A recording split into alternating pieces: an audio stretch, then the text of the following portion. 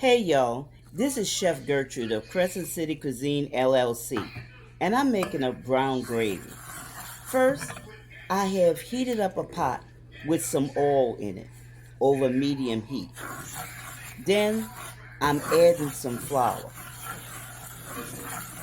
Next, it's very important that you stir your flour and oil mixture until you smooth out all the lumps and you get the flour and the oil all incorporated together to bring it to a smooth texture.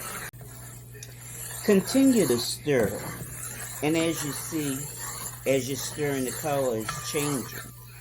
And let me tell you one thing, it's very, very important that you stir from the bottom so that your mixture does not stick and burn. That's very important because it it can burn real quickly.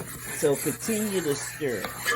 Now, next, I'm adding my freshly diced green and red bell peppers, my onion, my celery, or whatever seasoning that you choose to flavor your dish. It all depends on you, what you want to put in your dish. Stir and incorporate all of that goodness together. Next, I'm going to add some beef broth. Now, it could be chicken broth or vegetable broth or, fish broth. It all depends on what you are making. It all depends. So, you're not limited there. Continue to stir. Now, you see how thick it has gotten? I'm going to add my herbs and seasonings at this point.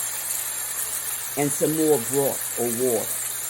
Because this is what I call my base. This is your base. And I'm going to continue to add additional liquid to get the amount that I need for this dish. But again, it's all up to you. So be creative in this process. I've added my meatballs in because my family loves brown gravy. This is brown gravy from scratch. Easy and simple to make. Bon appetit.